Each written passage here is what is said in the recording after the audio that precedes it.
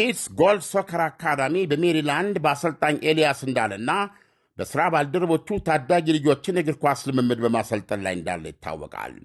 ለክረምቱ በስፖርት ማሰልጠኛ ሕንፃ ውስጥ ዲሴምበር 6 ለሚጀምረው የእግር ኳስ ሥልጠና ምዝገባ ጀምረናል። ልምምድ የሚሰጥበት ቦታ አድራሻ 11751 ኦሪቨን አቬኒዩ ዊተን ስፖርት ፓቪሊዮን ሜሪላንድ ነው። እንደዚሁም የእግር ኳስ ሥልጠና አድማሱን በማስፋት በካናዳ አሁን ደግሞ በዲኤምቪ ቨርጂኒያ ልምምድ የሚሰጥበት ቦታ ፌርፋክስ ኤንቶን ዘ ፊውቲሊቲ ቨርጂኒያ መከፈቱን ሲያበስር በታላቅ ደስታ ነው። ምዝገባው በመካሄድ ላይ ነው። በታዋቂው የቀድሞ የኢትዮጵያ ብሔራዊ ቡድን ተጫዋች ሌጀንዱ ተካበ ዘውዴና ከአገር ቤት ጀምሮ ሕፃናት ልጆችን በማሰልጠን ከሚታወቀው አሰልጣኝ ኤልያስ እንዳለ ጋር በመሆን ልምድ ያላቸው ወጣት አሰልጣኞችን ጨምሮ ልጆቻችሁን ለማሰልጠን ዝግጅታችንን ጨርሰናል። ታዳጊዎች እግር ኳስ ችሎታ እንዲኖራቸውና በአካል ብቃት ይጠነከሩ እንዲሁም ከተለያዩ ጎጂ ሱሶች የጸዱ ብቁ ዜጋ ሆነው እንዲያድጉ ተግተን እንሰራለን። ወላጆች ልጆችዎን ያስመዝግቡ። ሥልጠና የሚሰጠው በስፖርት ማሰልጠኛ ሕንፃ ውስጥ ኢንዶር ነው። ከእናንተ የሚጠበቀው በሁለቱም ስቴቶች ዕድሜያቸው ከ15 በታች የሆናቸው ታዳጊዎችን ማስመዝገብ ብቻ ነው። አካዳሚያችን የመለማመጃ ኳስ በነጻ ያቀርባል። ለ3 ወር ሥልጠና በወር $100 ብቻ በመክፈል ዌብሳይቱ ላይ በመግባት ሬጂስተር ማድረግ ብቻ ነው። www kidsgoalsocceracademy.com ለመዝገባም ይሁን በማንኛውም የልጆቹ ሥልጠና ዙሪያ ጥያቄ ካለው በዚህ ስልክ ቁጥር መደወል ይችላሉ። 18008822 ኪድ ጎል ሶከር አካዳሚ።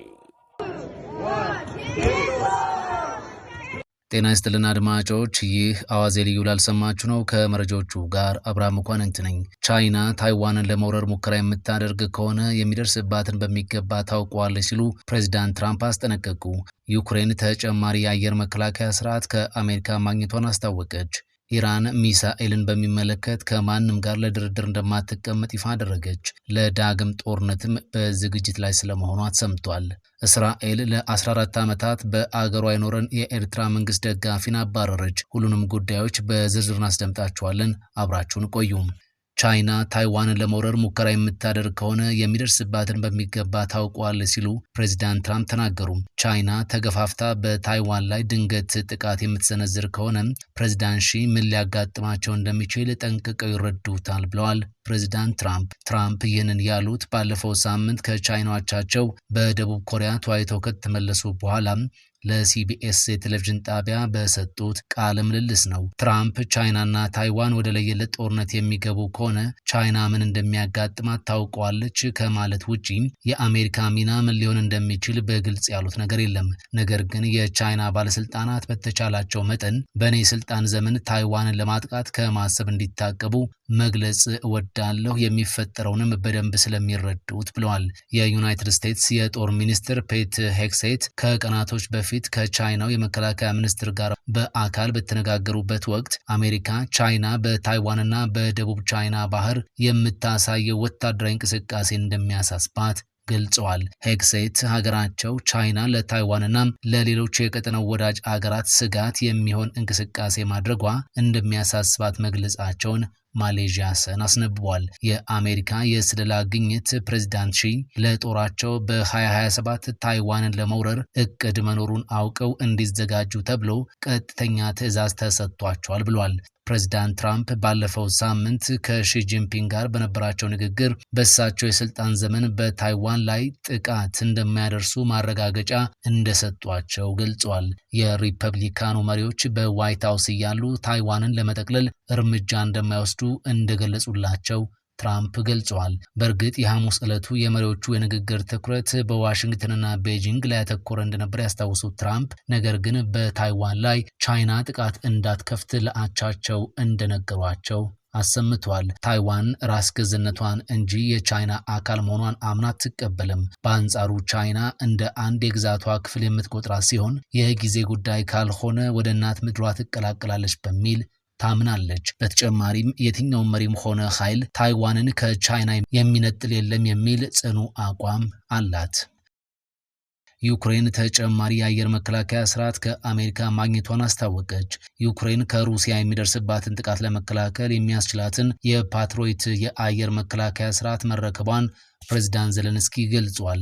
ሩሲያ ከሰሞኑ በርካታ ድሮኖችን በመጠቀም በዩክሬን ላይ ውድመት እያደረሰች እንደምትገኝም አንስቷል። 4 ዓመት የሞላው የዩክሬኑ ጦርነት በሺዎች የሚቆጠሩ ተዋጊዎችና ንጹሃን እንዲገደሉ ምክንያት ሆኗል። በቀጠለው ጦርነትም የኢነርጂ አቅርቦት ስፍራዎች በተደጋጋሚ የጥቃት ኢላማ ሲደረጉም ተመልክተናል። ይህ አሁን በዩክሬን እጅ የገባው ፓትሮይት የአየር መከላከያ ስርዓት የሩሲያን ሚሳኤሎች በመከላከል ረገድ ውጤታማ እንደሆነም ይነገርለታል። ዘለንስኪ የምዕራብ ወዳጆቻቸው ተጨማሪ የመሳሪያ ድጋፍ እንዲያደርጉላቸው በመጠየቅ ላይ ይገኛሉ።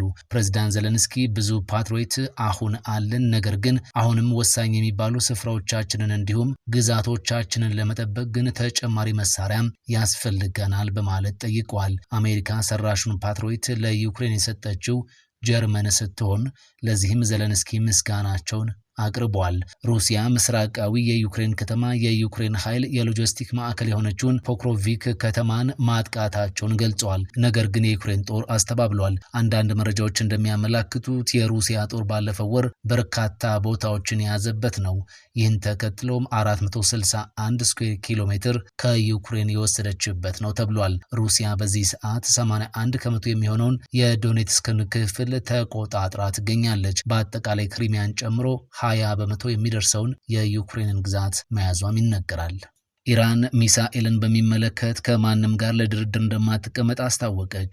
ቴህራን የኒውክሌር ፕሮግራምን በሚመለከት አሁንም ለመነጋገር በሬ ክፍት ቢሆንም ስለ ሚሳኤል አቅማችን ግን የሚደረግ ንግግር አይኖርም ብላለች። ውጭ ጉዳይ ሚኒስትሩ አባስ አራግቺ በኒውክሌር ፕሮግራማችን ለመነጋገር አሁንም ዝግጁ ነን ብለዋል። ነገር ግን በሚሳኤል ፕሮግራማችን ዙሪያ በፍጹም ልናደርገው የምንችለው ንግግር አይኖረንም ብለዋል። አክለውም ማንም የታጠቅነውን ሚሳኤል የሚያስፈታን የለም ብለዋል። አባስ አራግቺ ኢራን ዩራኒየም ማበልጸጓን አታቋርጥም በማለት ጨምረው ገልጸዋል። ይህንን እንድናቋርጠው ለማድረግ በጦርነት ተሞክሯል፣ ግን አልተሳካም። በጦርነት ያልተሳካው በፖለቲካ ሊሳካ አይችልም፣ ማንም አያስቆመንም ብለዋል። ውጭ ጉዳይ ሚኒስትሩ አባስ አራግቺ በጦርነት አልተቻልንም ያሉት የሰኔውን ጦርነት ለማለት ነው። በእርግጥ ኢራን በ12ቱ ቀናት ጦርነት አልተንበረከኩም ብትልም ብዙዎች ግን በእስራኤልና በአሜሪካ የደረሰባት ጉዳት ከፍተኛ መሆኑን መግለጻቸው አይዘነጋም። የኢራን ከፍተኛ ዲፕሎማቶች አሁንም ቢሆን በሀገሪቱ የኒውክሌር ፕሮግራም ዙሪያ ከአሜሪካ ጋር ሊደረስበት የሚችል ስምምነት ያለ ቢሆንም በዋሽንግተን ቅድመ ሁኔታ የተነሳ ግን ይህ ሊሆን አልቻለም ብለዋል። ዋሽንግተን በሚሳኤል ፕሮግራማችን ሁላ ንግግር እንዲኖር ትፈልጋለች፣ ይህ ግን በእኛ በኩል ተቀባይነት የለውም ብለዋል። እነዚሁ ዲፕሎማቶች ቴህራን ከዋሽንግተን ጋር በቀጥታ የመነጋገር ፍላጎት እንደሌላት በመግለጽ ቀጥተኛ ባልሆነ ንግግር ግን ከስምምነት ላይ መድረስ ይቻላል ብለዋል። ፈረንሳይ፣ እንግሊዝና ጀርመን የተመድ ማዕቀብ ዳግም እንዲጣል ማድረጋቸው የንግግር መንገዶች እንዲዘጉ አድርጓል ብላም ታምናለች። በተጨማሪም በባላስቲክ ሚሳኤሎቻችን ዙሪያም ንግግር ይፈልጋሉ፣ ይህ ግን ለድርድር የማይቀርብ ነው ብላለች።